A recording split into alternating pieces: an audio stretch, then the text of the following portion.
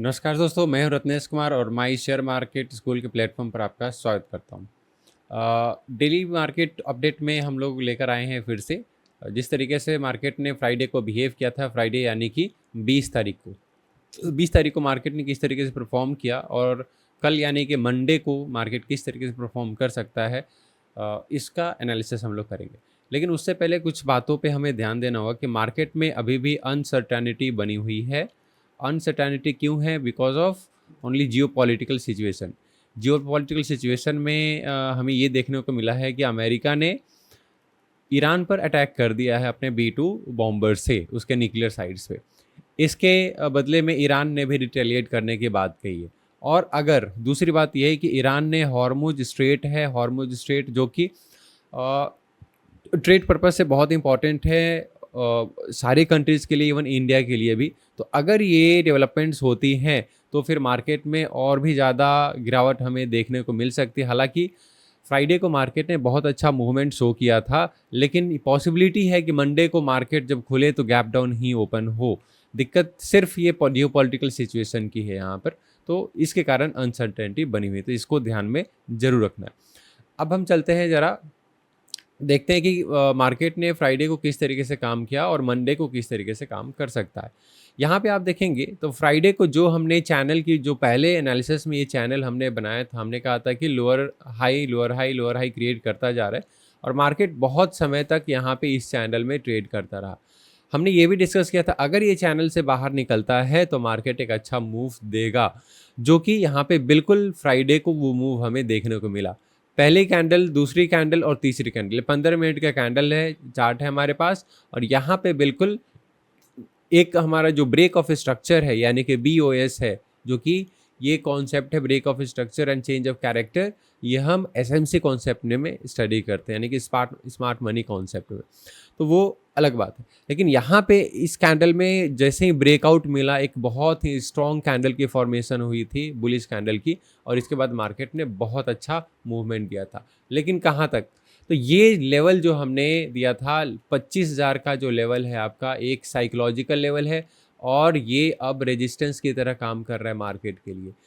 Strong resistance इसलिए भी हो चुका है, वैसे तो स्ट्रॉन्ग रेजिस्टेंस होता ही है। 25,000 हम बात करें, 25,500 की बात करें, 24,500 की बात करें, तो ऐसे जो लेवल्स होते हैं साइकोलॉजिकल लेवल्स होते हैं, इतनी जल्दी ब्रेक नहीं होते। अगर मार्केट उसके ऊपर जाता भी है तो बहुत ज़्यादा देर तक वो सस्टेन नहीं कर पाता, जब तक वो बहुत ही स्ट्रॉन्ग वॉल्यूम के साथ ब्रेक ना मिले, ब्रेकआउट ना मिले हमें।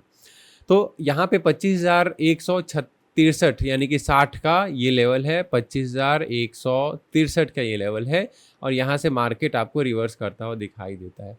इस रेजिस्टेंस को सपोर्ट क्या कर रहा है? जो न्यूज़ आ रही है ईरान, इजराइल और USA में जो डेवलपमेंट्स हो रहे हैं, वो सारी चीज़ें और इसको स्ट्रॉन्ग बना रही है। तो मंडे को बिल्कुल हमें ध्यान रखना है कि सबसे पहली बात तो बिल्कुल स्टार्टिंग में आपको एंटर नहीं करना है। पहले कम से कम 20 से 25 मिनट आप इंतज़ार कीजिए, मार्केट का डायरेक्शन आप देखिए किस तरीके से जा रहा है, यानी कि ट्रेंड आइडेंटिफाई करना बहुत ज़रूरी है मार्केट में। अगर आप ट्रेंड आइडेंटिफाई नहीं करते हैं तो हो सकता है हम मार्केट में ट्रैप हो जाएं and that can lead to a heavy loss. So हमें क्या करना है, इस चीज़ से बचना है।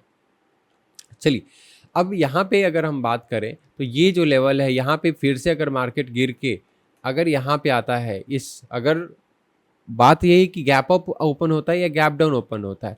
अगर फ्लैट ओपनिंग होती है तो फ्लैट ओपनिंग में बहुत ज़्यादा हमें दिक्कतें नहीं आती है। दिक्कत कब आएगी? जब मार्केट गैप अप दे दे या सिग्निफिकेंट गैप डाउन अगर दे देता है। इन दैट केस आपको बहुत ही सतर्क रहना होगा। इन एनी केस अगर गैप डाउन होता है और इस चैनल के पास मार्केट आता है तो यहाँ पे आप कुछ हद तक बुलिश व्यू रख सकते हैं और कुछ कंफर्मेशन मिलता है, कुछ आपको सिग्नल मिलता है, उस सिग्नल का कंफर्मेशन मिलता है, तब आप वहाँ पे बाइंग में जाएंगे। अदरवाइज अगर कुछ टेंशन्स आज रात को होती है तो उस केस में आप सेलिंग में ही, फ्लैट ओपनिंग होती है तो हमें सेल में भी कुछ अपॉर्चुनिटी मिल सकता है। तो ये आप ध्यान रखेंगे। आगे अगर हम चले, बैंक निफ्टी को अगर हम एनालाइज करने की कोशिश करें तो बैंक निफ्टी के भी लेवल्स, मैंने ये जो लेवल्स आपके बने हुए हैं, ऊपर की ओर है हमारा 56,361 का। पहले मैंने आपसे कहा भी था कि 56,361 60 तक मूव दे सकता है पिछले एनालिसिस में अगर आप जाएंगे तो। बहुत इंपॉर्टेंट लेवल है ये हमारा, और यहाँ तक का टारगेट आपको मिल चुका है फ्राइडे को। अब बात फिर वही आ जाती, जैसे निफ्टी में मैंने कहा कि जियोपॉलिटिकल सिचुएशन, सारी चीज़ें न्यूज़ बेस्ड आजकल चल रही हैं, मार्केट नॉर्मल नहीं है, इसलिए हमें बहुत ही सतर्क रहने की ज़रूरत है।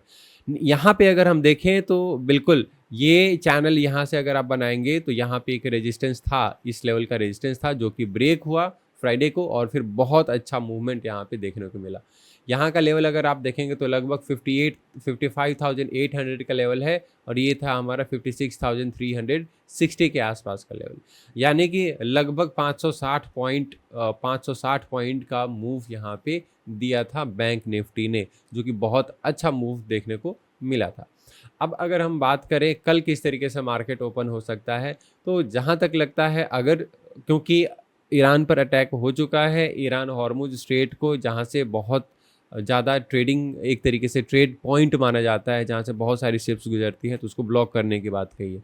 तो मोस्ट प्रोबेबली जहाँ तक लग रहा है कि मार्केट गैप डाउन ही ओपनिंग देगा, और इसका मतलब ये है कि गैप डाउन अगर ओपनिंग देता है तो मार्केट हो सकता है कि फॉलो करे उसी ट्रेंड को दिन भर। तो आप वहाँ पे सेलिंग की अपॉर्चुनिटी अगर ढूंढते हैं तो ज़्यादा बेटर रहेगा in as compare to buying.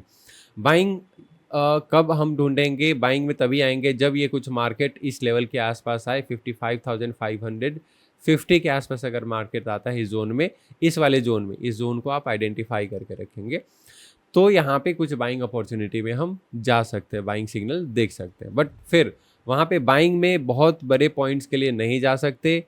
Selling में अगर जा रहे हैं तो हम बड़े पॉइंट्स के लिए जा सकते हैं, फिर भी आपको क्वांटिटी कम रखनी है, स्ट्रिक्ट स्टॉप लॉस का इस्तेमाल करना है आपको। इसके साथ साथ हम देखेंगे सेंसेक्स किस तरीके से काम किया था, और कल सेंसेक्स किस तरीके से काम कर सकता है।